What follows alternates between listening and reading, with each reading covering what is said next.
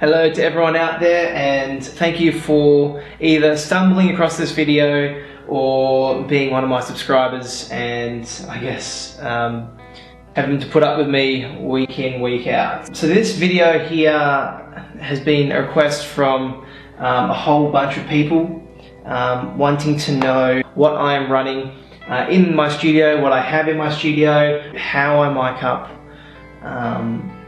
my amp, how exactly I run my music videos, I guess if you call it that, and what sort of products I use in the music side of things. So yeah, let's get straight into it. So what I'm running right now is I'm running a Mac, and that's running dual Windows 7 and Mac on it. The reason I'm running Mac of this is because I need Pro Tools for this. The Mbox runs into Pro Tools when I record, but I also need Windows 7 for recording Sony Vegas and all that. So that's the main reason I'm running two operating systems, but it works well for me, I guess. Pain in the butt sometimes. So let's start off firstly with the Mbox. So the Mbox is actually linked up to the computer, and I'll run Pro Tools in conjunction with the Mbox. What I actually have is I've got two Shure SM57s. Now you probably can't see there, but at the very back here it goes all around the back of the computer and all around the side to the amp, which I'll show you in a second. As you can see, I'm not very advanced with how everything works. As long as I can plug something in, press record, I'm happy. The really cool thing about the Mbox is that you can essentially change everything you need to. So you've got headphone in, which you can get the mix right, so you can play along, say, to a backing track and you can get it perfectly right. Monitor, which controls the speaker output level. Mix, which controls your instrument or your level of whatever you're doing, drums, vocals or whatever. Your level in comparison to the audio track or tracks that you've recorded before. And also it's got two inputs, either microphone or DI. So I got all this in a package. So I got the M Audio speakers in a package with the Mbox and with the M Audio microphone. I'd recommend, if you're first starting out and you want to mic up your amp, or you want to do something basic, I'd recommend the M Audio microphone, just because it really works really well. I used that for ages and it's just, yeah, it sounded fantastic. So it's only recently where I've upgraded to the Shures. I'll go through a few of my, I guess, knickknacks, if you want to call them that. This is my main capo now. I think it's probably more so through default than anything, because I've lost all my other capos and this is the only one that survived. So, but it's a really cool capo. It's different than most capos out there, in that it's got a very strange locking system. But yeah, it's works a charm.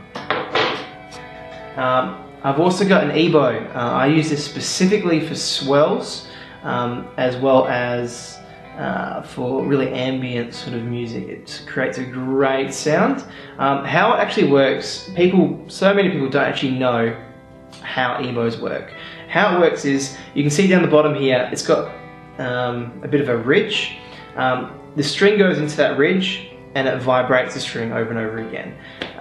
You have to get it right to where the string is. Usually you'll play it with like the G or the B, possibly the high E string. They're the most popular ones for the eBow, but it's great because it just vibrates the string and will vibrate it. As long as you've got it on the right level, it will vibrate forever. And the last thing of my knickknacks is my Ultimate Ears UE4s I'm running off. They are in-ear custom ears that you can use anywhere really. You can use them to listen to music or up on stage, in church, whatever. As you can see, they have been well used over the last few months. I've only had them for probably about 8 months or so, but from the sweat of just like playing, they've gone a bit green, but as to be expected, they work perfectly, so it's the most important thing. I don't really care how they look, you know. I'm running an Axiom. It's really just used for, I guess, if I want to create a pad, or if I want to create a drum track. on top of all my guitar tracks, which I don't really usually need, but it's always there should I need it. Yeah, and finally, this little box here plugs into, if you can see it, my Stellar CM6 microphone, which is, yeah, a really cool microphone that I use for vocals and acoustic guitar. And here we are moving on to the next stage of my room. Probably something familiar to a bunch of you who've already seen my pedalboard video and a few other things. I won't really go through the pedalboard as such because we've already seen that, and I will do an update later on, maybe halfway during the year or something like that. But you can probably see I've got now the timeline on there and a fuel tank on there and a few other things that have changed. Then over there you'll also see I'm running a second rig that just consists of a DD5, a Tim and a tuner. I will be showing a video about why I have that rig set up like that. It's actually my backup right now, but it just works amazingly. So I will create a second video for that later on. As I did mention earlier, I am running two Shure SM57s to mic up the Vox AC15. This Vox has been pretty faithful for me for the last couple of years. It hasn't really bombed out as of yet, which is really good. Also, these Shures basically all plugged all the way through back into the Mbox, and that runs straight into Pro Tools. So it's a very simple setup. That back corner consists of a few different things. So it's got the Q mic, which is that round shaped foam thingy. That can actually keep a microphone in there, and it really sucks a lot of the sound of the room. As you can probably hear right now, this room is very echoey, so that really helps with that, especially with the vocal recording. Not for myself, as I can't sing for nuts, but say others if they come in here and they do that, or acoustic recording.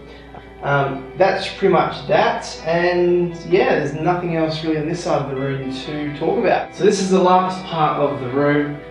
So I've got a couple of my guitars there, so I've got my Duesenberg, my Martin Acoustic, my PRS and another Epiphone Acoustic. And also in the far right corner, this guitar is usually always out just because I like having a guitar out. And then in the far left, I've just got my little practice amp, which is my Marshall. And yeah, that's basically that. Hey guys, so that's my video for my studio here. Hope you guys enjoyed it. Any questions, as per usual, feel free to contact me. I'll try my best in answering them. You guys are all legends. Have an awesome week, and I'm sure I'll speak with you soon.